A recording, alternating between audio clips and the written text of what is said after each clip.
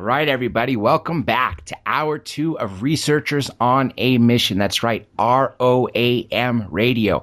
I am your host, Dr. J, and of course, co-hosting with me straight from London is Johnny Webb. I hope you all enjoyed the first hour with Eric Von Doniken, and now we're going to be going in a different direction. We are speaking to filmmaker and host of Buzzsaw, Sean Stone. Sean, welcome to the show. Thank you very much. It's a pleasure to speak to you. Obviously, we've always had questions to ask you. Last time I interviewed you, we ran out of time, and which normally happens when we have an amazing guest, an amazing conversation. And so I'm truly delighted. Although I know this time we have less time than next time, this is why we'll have to have you back on in the future. But specifically, the reason why we chose this date is because you will be speaking at the Conscious Life Expo in Los Angeles, February 6th through the 8th, which essentially is your first presentation at one of these large-scale events. And I guess we might as well back up before we go into what you're presenting there. I want to ask you, how did you get involved in this conspiracy field and the secrets, the occulted history that we have? And of course, I know through your father's films with JFK, you've always had an inside knowledge or knew that what's on the surface is false, but you took it one step further when you started hosting Buzzsaw. So what was it that brought you to that point? No, I think I took it one step further when I directed my first feature film about, supernatural and paranormal activities that I had experienced, and then obviously Conspiracy Theory with Jesse Ventura preceded Buzzsaw. So I've definitely gone beyond the pale of, the respectable conspiracy community. But it's a long history, I guess. Ultimately, yes, boils back, like you mentioned, to JFK, my father's film, which I acted in as a little kid, playing Kevin Costner's son. And, even at 7 years old, JFK as a film fascinated me. I just remember watching it, all 3 plus hours, and, not really moving, just being transfixed. And I was, just absorbing all this information. And then, I think ultimately around 15, 16 in high school, I got much more interested by history, and, I did have certain access to questions that I, with my father, asking him, for his own insights, because you watch a film like JFK and you watch it over and over again, you start to realize, wow, there's a whole network of black operations and operatives and people converging for this one assassination, right? At so many different levels, whether it's intelligence, bankers, the financial Federal Reserve angle, the mafia angle, and then, if you're looking at, okay, these different elements, webs coming together, it's actually where does it go? I mean, you start to study the history and you realize it's not just one event; it's a continuous relationship that the financial community has with the intelligence side, with the criminal side, or the criminal underworld, and there's this this network that exists and has probably existed, going back to the dawn of empires, right? For control. And to control, manipulate our opinions and our perceptions, and to create kings and kill them when they stray from the policies. So when you start to get into that mentality, I think your whole perception of history changes. And then after I started getting to I wanted to study the historical, factual side. There were things that did crop up, I would say, around the Kennedy assassination. Some of the characters involved, like Guy Bannister, who was a former FBI man in charge of the X-Files, some of the X-Files departments for the FBI, and other synchronicities like this. So then you start to follow the UFO, the documented UFO sightings and whatnot, and the question of whether or not Kennedy was, how in the know he was. There was apparently, I remember reading in one of the books on Maryland, an FBI transcript saying that they had been monitoring, obviously, Maryland's conversations with Kennedy, and that he had mentioned to her the alien presence on Earth. And, you start to follow that logic and start to realize, okay, so we not only do we have this whole shadow side of empire and power that's existed, going back to the days of Egypt and Babylon, but what if there's also an extraterrestrial or what's extra-dimensional, something called extra-dimensional presence here? And that's really when it gets even more mind-boggling and intriguing. So, I always laugh when people talk about conspiracies, and it's like, well, I can believe this conspiracy, but I can't believe the idea of aliens or demons or whatnot. And yet we have records of it going back, for thousands and thousands of years of these sort of, gods and what people call gods or demons and, beings or whatnot, right? They have different names and in all cultures across time. So why don't we give any credence or perhaps, contemplate the reality of that phenomenon? So I think, my interest basically just keeps evolving, I would say, as a human being, given the fact that we're born into a planet. We don't really know how we got here, even in our own existence, right? You have to ask that question. What am I doing here? Who am I? What's my purpose? And I think the more you get into those kind of questions, the mysteries do start to open up for you, and you can pursue them if you so choose, or you can just shut down and be a closed-minded, very or ordinary person if you so choose. But I find that pretty boring.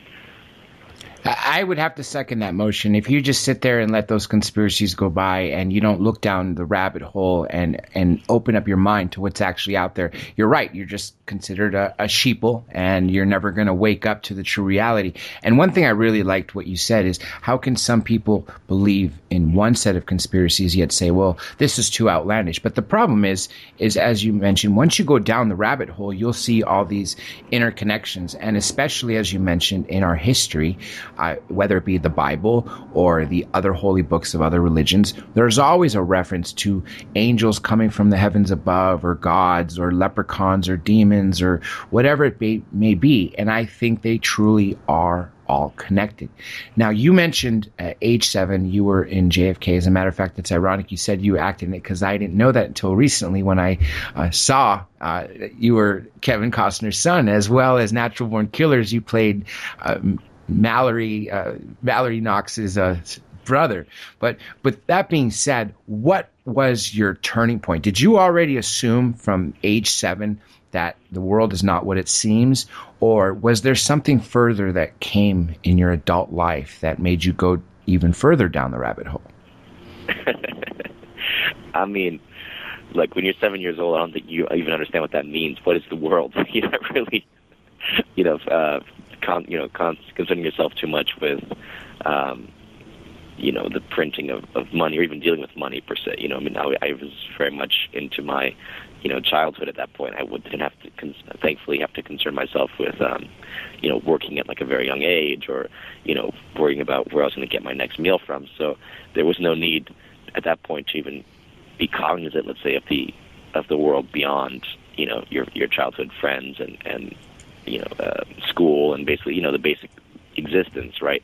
I definitely understood that there's a lot more to movie making than people ever realize, and it's really interesting when you see these cults of celebrity, especially as they've evolved so, how do you say, to such beyond the pale, in a sense, to the point where we literally have celebrities being treated like kings and queens, right, and nobility of the old world in modern society, and the amount of attention, news topics being focused on, a celebrity's personal life, and how, when you really get it, it's all for pay. It's all like a show to make money off of. In a way, like the marriage, the nature of like marriages, right, between nobility, where you have a prince and princess would have an arranged marriage, right? Why? To increase profit, to gain access to certain treasuries, or to make alliances between kingdoms, right? The same thing happens in the world of celebrity. So when you understand that, you start to really just laugh at how much people are buying into the gossip, when I just look at it as, no, they're just trying to sell something. When two famous people get married, it's usually, to make an alliance between their empires, right? And that's, I think, one thing that I was able to understand because I saw the reality of making a film and how much process and thought goes into it. And I think that's the real nature of media, which is so important, is that most people don't realize that whatever is put on the TV in front of you, whether it's news, whether it's a film, whether it's music, it's something that's been worked through and thought through. And, not necessarily endlessly when it comes to most news, because they don't have as much time as when you have a film or music or whatnot. But either way, it's something that has been intentionally thought about and put in front of you. And as a result, it's almost like you've had a little taste of seeing the wizards, behind the curtain in Oz. And as a result, you're not really as impressed by the demonstrations and shows that are put out for mass consumption, because you start to understand, no, it's a mind game. It's a psychological war that's really going on for people's minds.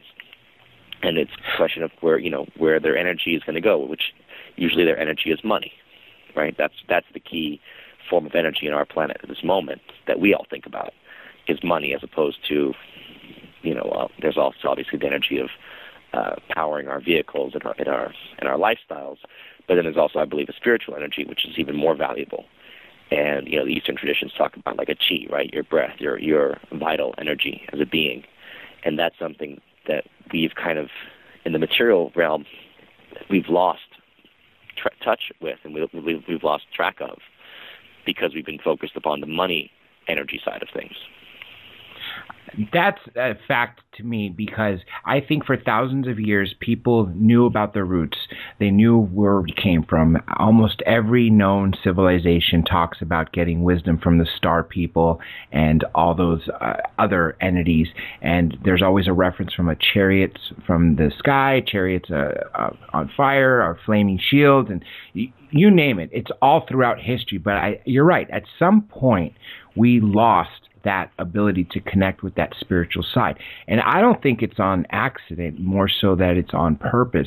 Like you said, from the propaganda and the news, for instance, fear is control, as you know. The more fear they put out, the more control they have over people.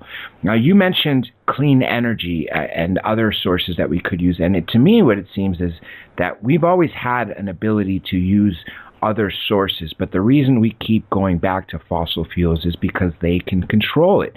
They can control the money, and by doing that, not only are they getting richer, they're also making sure that we humans as a populace throughout the whole globe are in check. What do you think about the energy problems that we have around the world, and can it be fixed? Of course. I mean, my mentality on all things on this planet is that we actually have infinite resources. The infinite resources, the creativity of the human mind, you see. And so, at one point in time, oil has no value whatsoever. Once you figure out how to work the internal combustion engine, now oil becomes very valuable, right? Everything is an application of technology insofar as our existence. So when we should have evolved, to a higher energy flux density, for example, beyond oil, being nuclear fission, and then really just a crash program towards thermonuclear fusion processes, right, which is probably the most safe and most powerful energy form that we could currently fathom. Not getting into the alternative, far out stuff like the Tesla-based technologies, the idea of, free energy and whatnot. I'm not going to go into that because I don't really understand it fully. But fusion, we know, has been on the table since the late 70s, and pretty feasible since that point. And as soon as it became somewhat feasible, it's as though we shut down the entire nuclear program. So when people talk about nuclear energy, they're talking about like 1970s power plants, and that fear of nuclear is based in the 70s as opposed to the modern era, which countries like South Africa and Canada and other countries are developing these new. They're not developing them, but they're building these new power plants. Nuclear power plants predicated in recyclable energies like thorium, thorium-based nuclear as opposed to uranium and plutonium processes. So you have like a lot of, evolutions that I feel like we've not really caught on. But at the same time, look at our country. Our country has been deindustrialized. It's literally collapsed. And you look at go back to like the Vietnam War era. That's when they started to shut down all the peaceful, we'll call peacetime industries, and shift to an entirely military industrial complex. And that's what we've seen since Vietnam, since like 65, basically, right after Kennedy's death. Has been, you don't see any building of new, rail. For example, we could be building maglev rail with our Detroit power plants our Detroit car plants, that were shut down, the machine tool factories and whatnot that have been shut down in Detroit and places like that. They could have converted that and started building maglev high-speed rail across this country. Why not? We were the first ones to develop that, that transcontinental rail from the East Coast to the West Coast, and yet we're not advancing with those type of initiatives, so we don't have to be trucking goods on highways with these, and causing congestion and destroying the road structure with the trucks. They keep putting them on rail. But the point being that there's been no initiative towards the peacetime industries. It's all been an initiative towards the military-industrial wartime business since Vietnam. And that's why, we've pretty much been in this kind of rut, I think, as a country where we may have had some economic growth, at certain periods, in the 80s and 90s or whatnot. But it's usually a monetary growth as opposed to which basically benefits the Wall Street upper echelon, let's say. People invested in Wall Street and whatnot. But you oftentimes at the expense of the peacetime industries, right? And the blue-collar workers, for example, in the cities that have been destroyed in middle America, where literally the populations have collapsed. You get cities like Detroit that are just in bankruptcy, and there's no need for that. We should have physical economy, because that's really where, if you talk about what it is to exist, you need, you have to have agriculture. You have to be able to produce, healthy food, organic foods. You have to be able to have infrastructure to connect to your markets, from the production to markets, for example.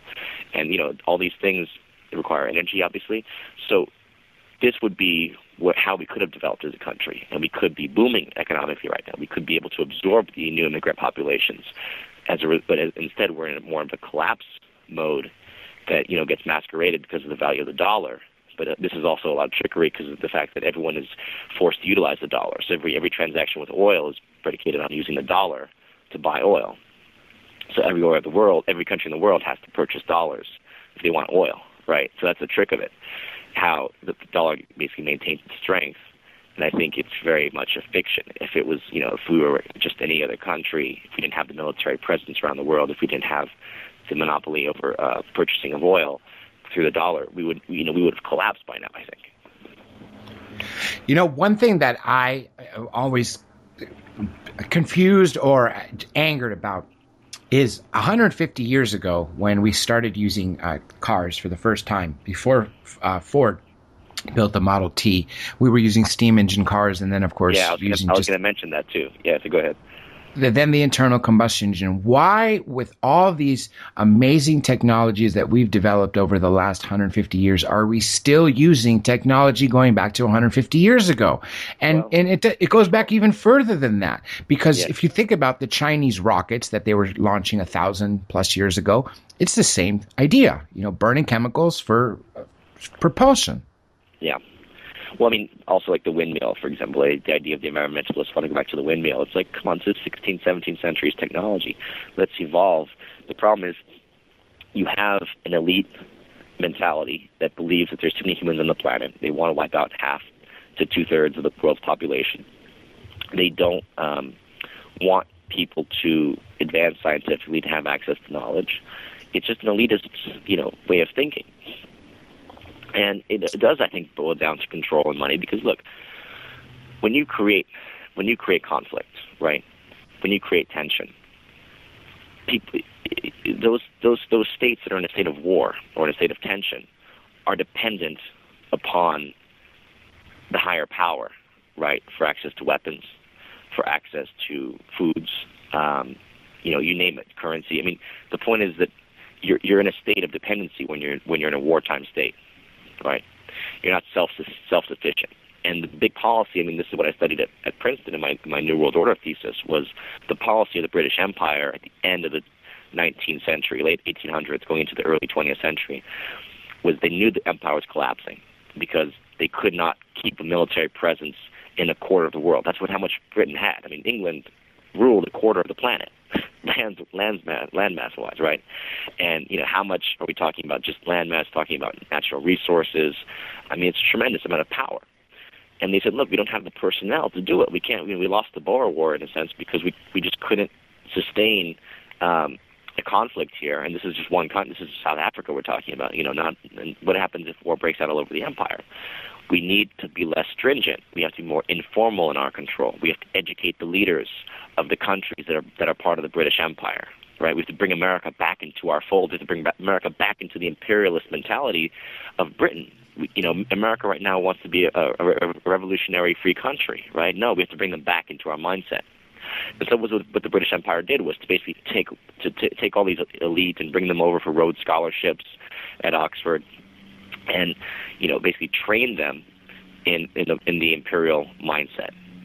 And that's how everything shifted, really, away from the idea of nation states being self-sufficient, being able to have a fair trade basis, because technology, it permeates across borders. There's no reason why African countries can't be refining their own natural resources. It makes no sense that Africa has to export, its resources abroad, or like exported diamonds abroad to be refined, right? Why is that? You're right. That boggles my mind. Why are the African nations shipping their oil here for us to refine it, for us to ship it back? Well, Saudi Arabia, for example, the whole nature, again, if you look at like Saudi Arabia, right, how much the Saudi family was put in power by the British in the first place. That was a British imperial move to put the Wahhabist Saudis into power. They had no power in Mecca. I mean, in terms of the actual control of the country, I can't remember exactly, but they basically had a small region of the country. The British were the ones that put them there in charge. And the rulers that should have been in Arabia were put in the thrones of Jordan and Iraq, right, and other countries. I think Syria as well. Syria, I think, at one point had a king too. So you see, it's like it's all these manipulations that are taking place that are creating, basically it's like putting tribe against tribe, or pitting family against family, and meanwhile you sell them and you basically control them through your currency, and you make sure that they never able to be self-sufficient enough that they could ultimately oppose you. For example, when the Shah of Iran, started pursuing a more self-sufficient policy in the 70s, and he basically was tampering with oil prices. He was threatening to develop the nuclear program, because that's where the Iranian nuclear program dates back to the 70s, because the Shah was the one building the power plants. He said, look, we don't want to be on oil, we want to be on nuclear. And at that point, it was like, no way are you guys going to be self-sufficient when it comes to energy.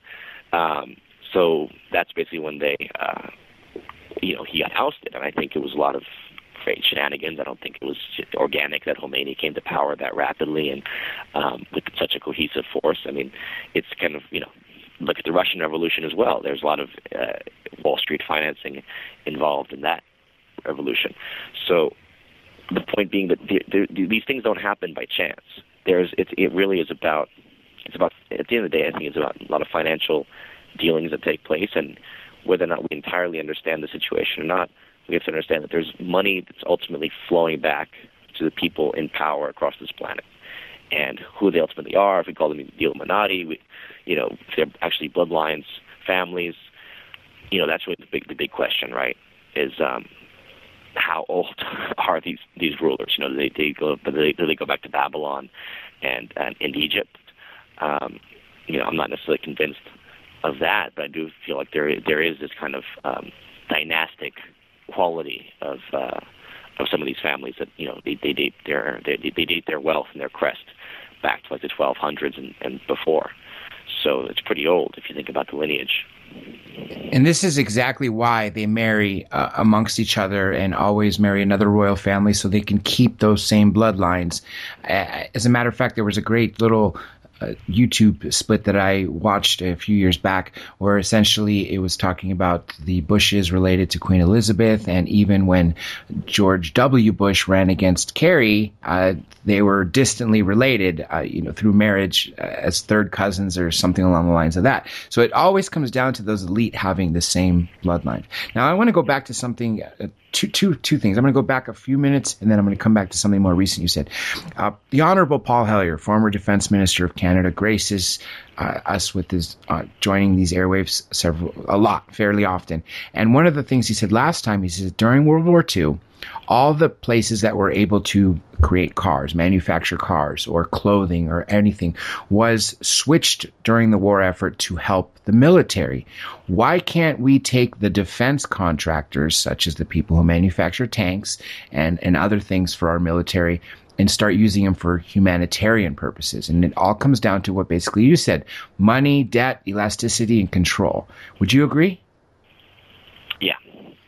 I mean, again, it's You said it earlier when you said the fear mongering that goes on. I mean, you watch these movies like the American Sniper. It's getting 200 million people to watch it, and it plays into the reptilian brain. I mean, that's the fundamental problem, is that we have a population, especially in the West. I mean, I don't know if it's probably permeating worldwide now with the materialist culture, but the reptilian brain that's very reactive in its thinking. It's fight or flight. It's fear based, and it's like it's the root of this kind of like this desire to for bloodlust. And so you get a movie like American Sniper getting $200 million at the box office or whatever the heck it is, and it's like there's no actual purpose to me to this movie.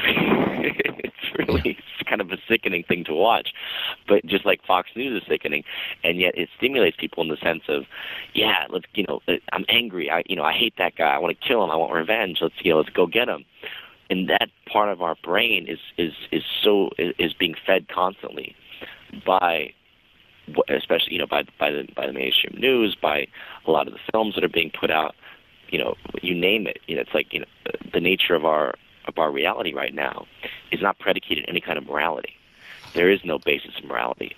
We've lost the spiritual side of things. We've lost the reflective aspect of being able to see a situation and think about the cause that predicated it. Right? It's like what causes this? All we see now are moments of violence in the world, right? And rather than thinking or reflecting upon it, our reaction is very simple. Oh, there's violence. Got to blame somebody. Got to go start kicking ass, right? Yes. It's just so repetitive and redundant. Yet the fact that it continues to work to manipulate the human brain that way and to manipulate the human response, it's so programmatic. It's like Pavlov's dog. I mean, I think the film Boyhood kind of caught that message, but people didn't really get it. But when they talk about Pavlov and this reactive brain and how social media is catering to that reactive aspect of us, where every time we hear, an instant message or an email coming in or a phone call, it's like our brain, it releases certain chemicals that make us really respond happily, right? We're all happy by the nature of social media, as far as we feel more liked, we feel more of our ego feels flattered, right, by the attention that social media allows to each of us.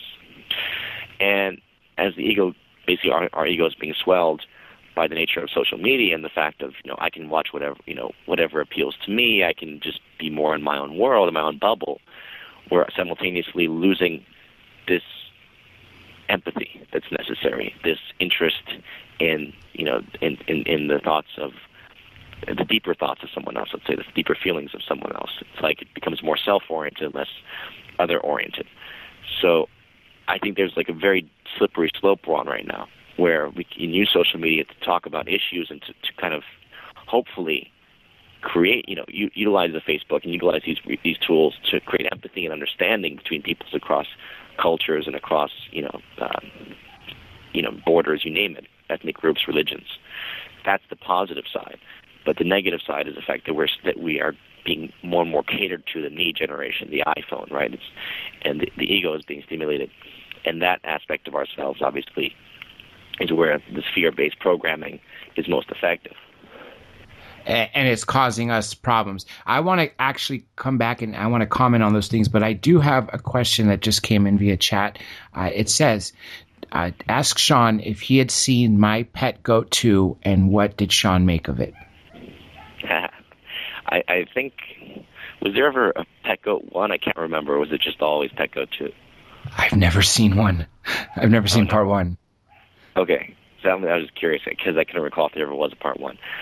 Yes, I saw the video, and I think symbolically it was very masterful the way that it was done.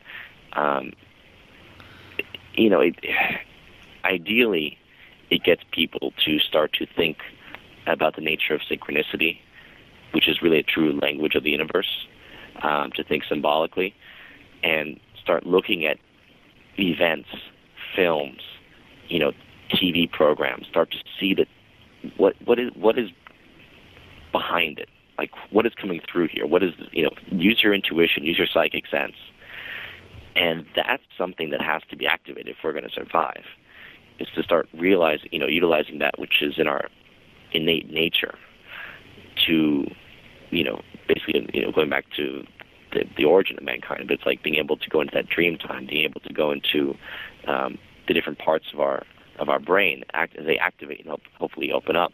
Even it's been proven, for example, meditation, these kind of things help to expand your brain.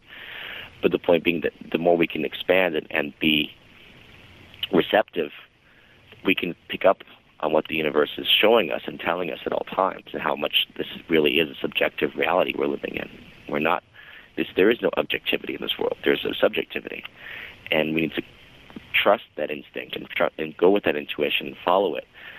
So, what the media is broadcasting, whether it be via the presidency and the politics side of it, or the nature of wars, the nature of of some kind of conflict somewhere, there's a lot of symbolism that has to do with I would almost call it like a ritual, like they're energetically feeding upon us. They're conjuring all kinds of things now, whether or not you believe in entities or demons or whatnot. We have to understand that psyche itself, the mind itself, is littered with artifacts and visions and knowledge that even comes back from thousands of years ago, from past generations. We're starting to understand that more and more, that like our genetics, our DNA actually carries memory from our ancestors, right? And that they've had theories about this, how psychologically we can be affected by our ancestors' desires or fears, right? So the point being that I think we have to come to a place of more self-awareness, because by becoming self-aware, we essentially, we change the world around us. Going back to like the simple Gandhi saying, you have to be the change you want to see. So you become self-aware, you become more thoughtful, calmer, more peaceful. That's going to create a resonance with others who will start to resonate with you, basically. And you'll see the parasites and the people that are not on your level kind of fade away. And those who are on your level, ideally will work with you, and you'll start to be able to build things and construct. But again, it's all about where you are. I believe that when our society right now is so sick, and we're so, since we are responsible for our own fate, as much as we can blame the elite, we have to recognize our own need to attain to a higher level of consciousness and awareness, and stop tuning into the elite's, messaging of, from the news or from the mainstream, television or whatnot. If we stop tuning into that, I do think that's how we're going to start to transform the nature around us. Yes, the propaganda and absolutely the subliminal messaging there make us do their bidding for them. Now, it's medically proven that we only use a small percentage of our brain. And like you mentioned, through techniques such as meditation and others, that quieting the mind, that we can actually connect to our higher selves and maybe unlock some of these abilities that were lost. Dr. Roger Lear, before he passed away, the alien implant doctor, was telling me an amazing story about the Tower of Babel not being exactly literally the way it was, but essentially when the Bible says that everyone started speaking in tongues, what he interpreted that as being is that we're all capable of telepathy, we always were, but something happened where we lost that ability, and that was the first time that people had to use their mouths to communicate. What do you think of that theory? Do you think it's possible? Yeah, I think it's actually a very valid theory. Because, okay, if you take it biblically and you say that in the beginning was the Word, then people would say, okay, so language came before the Tower of Babel story, right? So that would negate the idea that telepathy is what existed before Babel.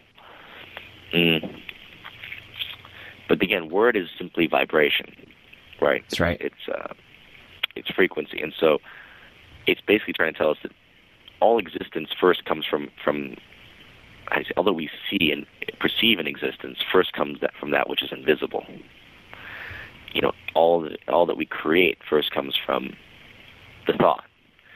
And rather than believing that it's our brains that are creating thoughts, why don't we believe? Why can't we start to perhaps hypothesize? Let's go to the hypothesis of the higher hypothesis. What if there is universal broadcast that's taking place, right? There's that's creating these dimensions of existence, and there are certain vibrations of light, and then when it's vibrates to a different frequency, it becomes matter, right? Different, as we know, different densities of matter, right? That's why water, can be air, can be ice, right? But yet, how do you say? It all begins with the formless before it becomes form. So, if in the beginning was the Word, it probably did come from a place initially of telepathy. That's why we still have vestiges of it. That's why we can still have psychic abilities to a certain extent, right? We can have intuition about people when we meet them for the first time. We can signal to them without even. We know that we emit signals, right? A lot of the communication that exists is silent, nonverbal, right? So that's, I think, very much indicative of the fact. Yes, the primordial language probably was a psychic, telepathic existence, but then it also begs all kinds of questions about what humans looked like in the beginning of Earth's existence. How we've changed physically speaking. How do you say? How many different species initially came here. I mean, there's so many questions when it comes to the beginning of planet Earth. I think you could make endless amounts of movies and TV shows just speculating upon, who was here at the beginning. And this is even we're talking like Atlantis seems ancient to us, but Atlantis is probably only 30, 40,000 years ago that it sank, right? That's civilization. How many civilizations collapsed before it? So, you're talking about millions of years of Earth existence. We know exactly. Dinosaurs once roamed this planet, but there's also these weird inscriptions I've seen, on some in Latin America and Egypt both, I think, where they have depictions of dinosaur-looking creatures, right? Which is pretty cool because it makes you wonder: could it be possible that there were either humans here at that time? Perhaps did we not carbonate exactly correctly? Do we know exactly, do we know how accurate the carbonating was? And so maybe was there a human-like species here? Do we have time travelers of some sort? Is time travel possible? Especially, I think they found footsteps, human-like footsteps that are basically carbonated around the same time as more like called dragon, dinosaur-like creatures. But in a sense, too, are dragons dinosaurs? These legends of dragons, historically, are they, some kind of dinosaur? So I just feel like, if you talk about fantasy and whatnot, what's occurred on this planet in the billions of years of its existence, that's just up to your imagination and perhaps your memory, your psychic, perhaps past life memory, to try to piece that together. Something you said a little while ago about when you were at Princeton, you wrote about the New World Order, which to me shows that you were already paying attention to the world events. And as you know, and most people know, that George H.W. Bush talked about there being a New World Order. I think it was 91 when he said it. When did you start paying attention to it? Because obviously if you wrote a paper on it in Princeton, you were thinking about it long before that. What precipitated that? Well, actually, what you just said about the Bush comment, that was September 11th, 91, that he made the comment. 20 years to the day. Yeah. No, 10 years. Oh, that's right, 10. Yeah, I mean, the New World Order thesis that I wrote sort of was, it evolved over the course of a year. At the time, I guess I didn't really entirely know what that meant, the New World Order. I'd heard about it, but let's be honest. You have people as far, right, as Pat Robertson writing books about the New World Order, right? You have the John Birchers, and then you also have, the left wing who talks about it, sometimes in a positive sense, right? The idea of let's break down the global, let's break down the nation, the barriers of nation states. Let's allow for global commerce, and that seems to be the positive aspect of the New World Order, right? The globalization aspect. But not to say that. Let's be honest. We've always had globalization. We've always had trades, across from China to Europe, across Silk Roads. We have certain indications, right, of the Moors, like Muslim Moors and Vikings being here in North America, right? Even before Columbus. And that's not even speaking of evidence of perhaps Phoenician travelers, Phoenician traders going, as far as the New World, perhaps before Christ.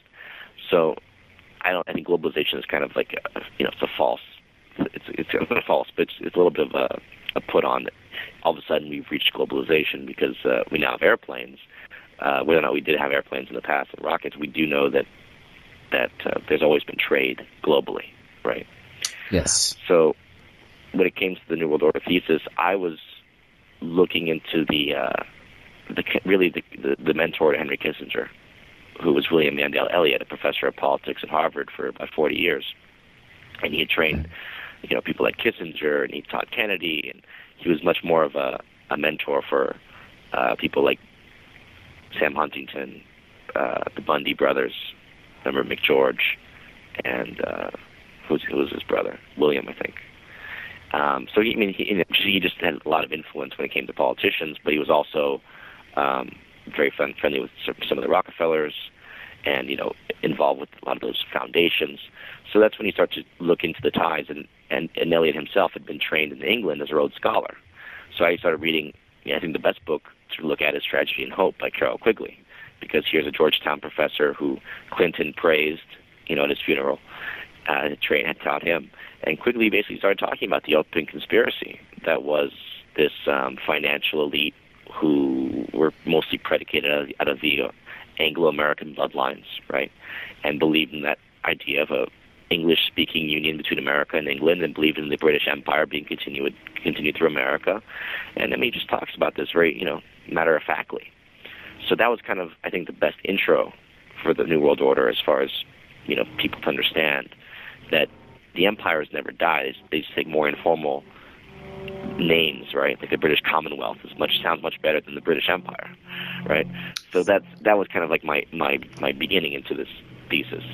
And there's obviously so many different understandings of what the New World Order ultimately means, but in a certain sense, it really begs the question: what was the old world order that they were trying to break from to create a new world order? And maybe it was better than what we have now. Maybe they were closer to their consciousness. Maybe they were more aware. I don't know. You're absolutely right. That does beg a very important question. What was the old order? I'm going to go back to something you said about 15 minutes ago or so. You mentioned the reptilians. I remember seeing that episode of Conspiracy Theory, and it was basically you and Tyrell that had to convince Jesse Ventura that this is something worthy in looking into, because it was one of the top conspiracies. I think it was Time magazine that labeled it. What got you interested into the reptilians, and what's your current take on them? I haven't seen one. Well, that's not true. I think probably on like a mushroom or ayahuasca, I've seen reptilians. But in this physical reality, have I seen reptilian? No. I have a lot of thoughts on them. Actually, I don't even know if it's the right time to really broadcast it. I just think that right now, let's just leave it at the fact that the reptilian brainstem is something that people should take into account. The fact that this reptilian mind and how it, this reactive part of ourself, this fear-based instinct, to flee or fight or to want to control and conquer and dominate, that's largely from the reptilian brain. And we push forward into the frontal lobes, into the mammalian brain, to more towards to the mammalian sector, right, of the mind, and start activating that part, and recognize that we all share, like what Kennedy said, we all share this small planet. We all have the same desires for our children, and we ultimately do want peace as human beings. And yet there is this nefarious sector that I think it's like, probably 10% of the population. You talk about like 10% or less are sociopaths, right? Yes. And that kind of gives us an indication into what the reptilian mindset may be, being more of the one who can charm you but believes nothing of what they say. The one who basically smiles and is a villain, right? The one who seems to be the great benefactor and philanthropist, but really is just using the money for his own or her own advantage, and ultimately like his own control, using the money for control. Let's say using it to control others, as opposed to the idea of, the American system of economics, the American basis of economics, which was the advantage of the other, the benefit of the other. The fact of, talk about Henry Ford, like Fordism. Look, our employees, they are our consumers. Why would I not want my employee to have good wages? If they don't have good wages, they can't buy, my product and other people's products, right? Well, the best way to solve that problem was to issue credit like crazy and basically enslave people in debt, right? So that's why you could basically collapse people's real wages for the last 40 years, but meanwhile issue the credit cards and issue the mortgages and whatnot, right?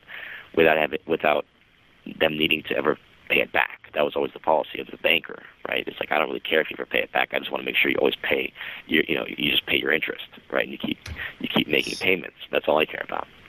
The elasticity. It's very different. The banker mentality is very different from the businessman who actually wants people to be able to to consume and live with a higher standard of living. Definitely. The elasticity of the banking, I think it's a problem. Yes, it keeps them in business, but at the same time, it keeps the consumer who's borrowing the money in a position where they're never going to pay it back. We have a little over 10 minutes. The last half I want to spend on with the Conscious Life Expo, but for the next few minutes, I wanted to ask you, you've interviewed several people. You have your own documentary coming up. You host Buzzsaw, and of course you were on Conspiracy Theory. What are the top 5 conspiracies or people that you've come across that you think to be the most valid, and what you think the people out there listening should be the most afraid of? The top 5 conspiracies? Yeah. Oh, man. Well, what are your top 5 conspiracies? My top 5. Yeah. Oh, absolutely. I think I would have to say the ET presence is number one. There's so much evidence, I think, that leads me to the direction that they're absolutely hiding something. Even recently, the NASA announcing that life does exist, even though they haven't found it. They're just guaranteed 100% sure it exists now. That was on January 18th, that announcement was made. That would be number one. Number 2, of course, is 9/11. If you notice, nobody talks about Building 7 anymore, and and all these engineers around the world saying that it's impossible for these 2 buildings to collapse. Number 3, I would definitely have to put. Exactly. Yeah, exactly. But nowadays, most people talk about towers 1 and 2. They don't really talk about towers, building 7, which if you hear the owner of that day who owned the insurance policy said we had to pull it in demolition terms, demolish it. You're telling me in a few hours period during a terrorist attack, you have time to survey a building, place demolitions, and demolish it in the chaos? It doesn't make sense. Well, they never admitted that it was intentionally demolished. Well, he did say, No, I know on the day they said pull it, but I'm saying no one has ever admitted that the Building 7 was officially demolished. So the point being that's what they're saying is that it was collapsed by falling debris from the debris. Buildings 1 and 2. And then, of course, JFK is another third one. And I can go on, but those I would say are the absolute top 3. And then if you want to go one step further, that we're all being controlled by the elite Bilderbergers, Illuminati, whatever you want to call them, cabal, according to Dr. Edgar Mitchell and Paul Hellyer. Regardless of what name you put at them, that's what they are. And then I would have to say those would be the top 4. Off the top 5th one off the top of my head, the financial crisis. I don't think we have the money in the gold in Fort Knox that we say we do. Right. Which ones would you agree of those? Oh, no, I think that's all good. That's all good. I think the greatest conspiracy is the trick that, A, we're nothing more than animals.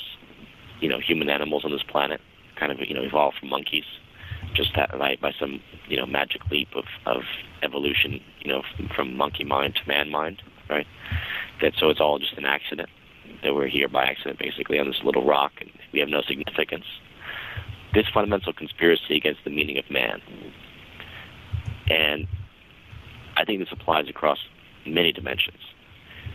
Because unless we start to go back into our own memory and start to really think about the astral plane of existence, let's say, the astral consciousness, the multidimensional consciousness of what we're doing here. Start to remember, are we here because we got enslaved somehow? Did we get caught up into some kind of debt slavery on a soul level, right, that brought us here? How much of that then did we choose? Did we choose to come here? Did we choose to co-create this reality?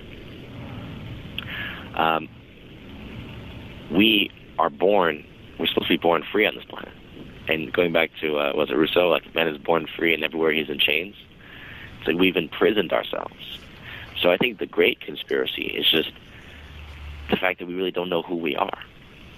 We are brainwashed from the point of elementary school forward by socialization. We are brainwashed, by our television, on movies, and sort of the reality that's put forth for us, and never yet told, look within. Think about the deeper essence of reality, the deeper meaning of why you're here. Unless you ask that question, why am I here? What is my purpose?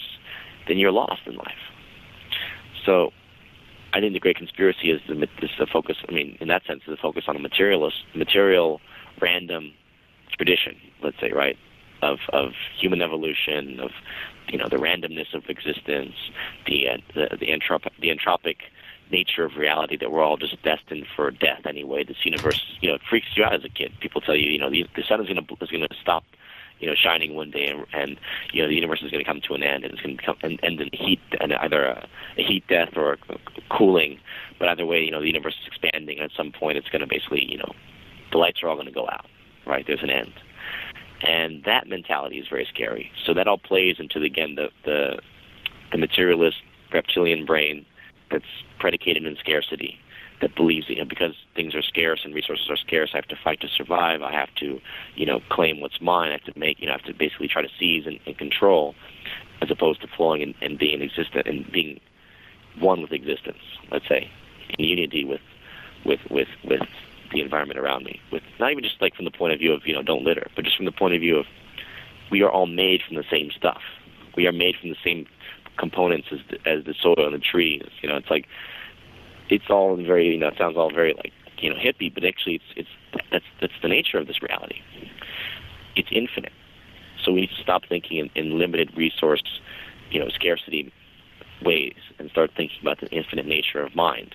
And the more we master it and come to terms with that, I think that we can expose and ultimately eviscerate the dark forces that are playing these damn shows, like Plato's Cave, right?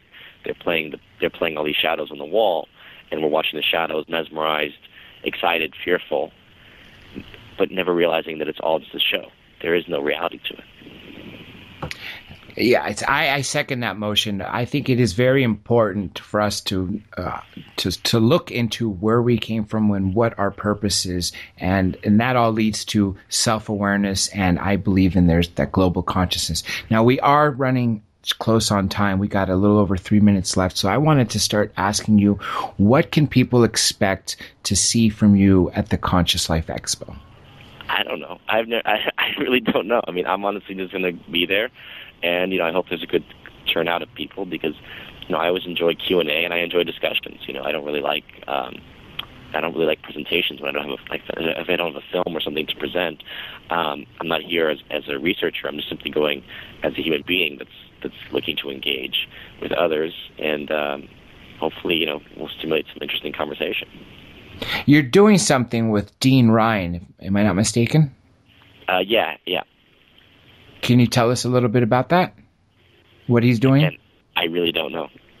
Again, that's I basically came because Dean asked me to, and I felt like it would be a good expo to sort of come and engage and just find people on similar wavelength. But no, my presentation will simply be a Q&A for anyone who wants to talk. Well, you'll definitely have a lot of them there, and you'll find you'll find that most of the people there you can relate to. Between 10 to 12,000 people will come through those doors over those 3 days, and it'll be an amazing event. Just a couple more questions.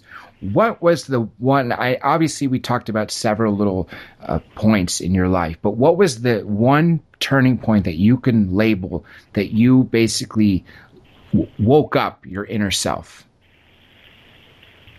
Was there one day that something happened that occurred, or was it? Oh just... yeah, I mean, I think that's happened many times in life, but I would say the most recent that I could point to and actually, made a movie about it was when I broke into this haunted mental hospital called Greystone in New Jersey, because the engagement, suddenly encountering many of these energies and forces that you can read about, and you can kind of, you can as an historian you can study magic and witchcraft and sorcery and demons and whatnot, but when you actually start to open the doors and physically feel it, experience paranormal things, supernatural things, everything changes. So that's why I made Greystone Park as a feature film, because of that experience that I went through, and I tried to kind of embody that, encapsulate it, my personal subjective experience into a film. So I would say that day, that night that I first broke in and started ghost hunting and started confronting the other realm, the other side, that would be a definite turning point that I can put my finger at.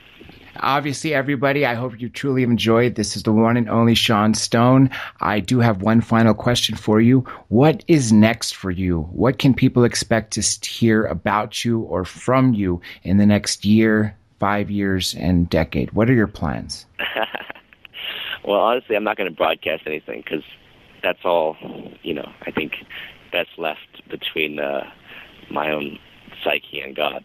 But, I think, people obviously will see what comes, and when it's ready, whenever something is ready to come out, then we'll be on the road talking about it. Do you have any websites or anything you could No, I mean, point towards? Our show, as you mentioned, Buzzsaw, is online, thelip.tv/Buzzsaw. I mean, it's on YouTube, so it's easy to find. And then my Facebook page, I have a fan page on Facebook. That's usually the best way to contact me.